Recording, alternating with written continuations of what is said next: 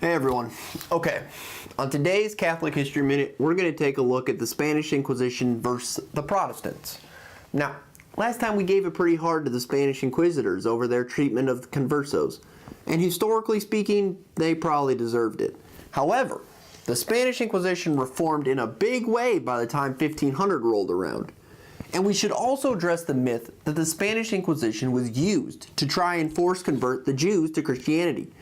This is false. They were actually trying to determine if those who had converted from Judaism to Christianity were doing so out of a malicious intent to overthrow the government. Now, one of the biggest problems that led to the poor treatment of the Conversos was that the Spanish Inquisition was almost entirely made up of laity. The Inquisitor generals were always Dominicans, but the majority of the people working for them were government bureaucrats who were less interested in turning souls from heresy and more interested in enriching themselves. Now, as we said last time, the papacy started demanding an account of the Spanish Inquisition, and it underwent a lot of reform. Now, this reform focused on making sure that the accused were given a defense at the Inquisition's expense, as well as the presentation of proper evidence. By the time the Protestants showed up, the Spanish Inquisition was a well-oiled machine, and very, very few Protestants even came before an inquisitor. Now, this was mainly a result of the Index of Prohibited Books and Authors, which is just a list of books that people weren't allowed to publish or read. The index was incredibly effective, and very few in Spain were even tempted by the heresies of Calvin, Luther, or Zwingli. In fact, the index was so successful that the Roman Inquisition picked it up and it became a major part of the Holy Office all the way up until 1966. Really, by 1500, the Spanish Inquisition had its act together. Protestants of the 1500s would even make fun of both the Spanish and the Roman Inquisitions for leniency. Crazy, I know.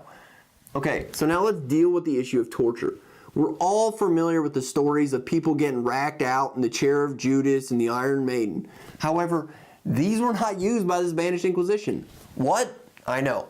Most of the torture devices we're used to seeing in the movies and what we imagine they used during the Spanish Inquisition were actually 17th century Enlightenment inventions.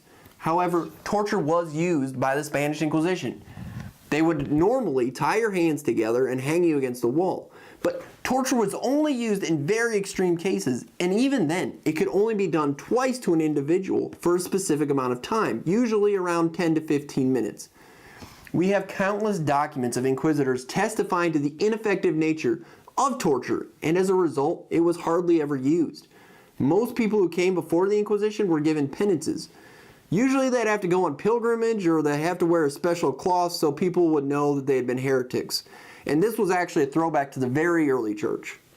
Now, you might still be on the hating Spanish Inquisition train, but before we close, there's something pretty unique about the Spanish and Roman Inquisitions of the 16th and 17th century I think you should know.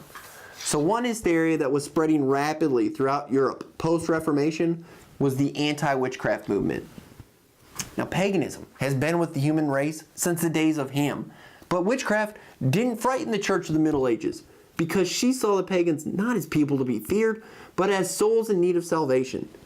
The Spanish Inquisition is responsible for saving the lives of literally thousands of people accused of witchcraft. Today, the Spanish Inquisition is sometimes compared to ISIS. However, the bad part of the Inquisition, i.e. what happened to the Conversos, is far more comparable to what happened to the Knights Templar. Strangely though, when Friday the 13th rolls around, Catholics don't hang their heads and condemn the church for atrocities committed against the Knights. Instead, many Catholics still besmirch the good name of the Templars with connections to the diabolical Freemasons. Anyways, Professor Thomas Madden said it best. When comparing the Spanish and Roman Inquisitions to the clerical courts in France and England, they're not even in the same universe. So then, why do we still present the Spanish Inquisition as a crime committed by the church? Two reasons. First, we get our history from Englishmen, and no one over the last 400 years is more prejudiced against the Spaniard than an Englishman. And second, the records of the Spanish Inquisition have only been released in the last 50 years. This means that for more than 300 years, English historians have been writing pure fiction about the Spanish Inquisition, and church historians haven't had the resources they needed to refute their nonsense. Now I realize What I'm saying sounds like a grand conspiracy, and I promise you, I will not take it personally if you don't believe me. But I encourage you, do your own homework. Check out EWTN's series on the Spanish Inquisition, or take a look at Dr. Warren Carroll's Christendom series.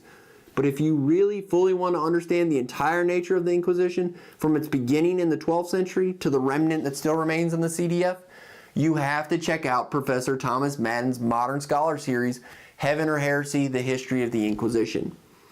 Now, as always, thanks for watching. Be sure to check out our website, CatholicHistoryMinute.com, where you can find more stuff, and follow us on Twitter at Papist History. Until next time, Our Lady of the Rosary, pray for us.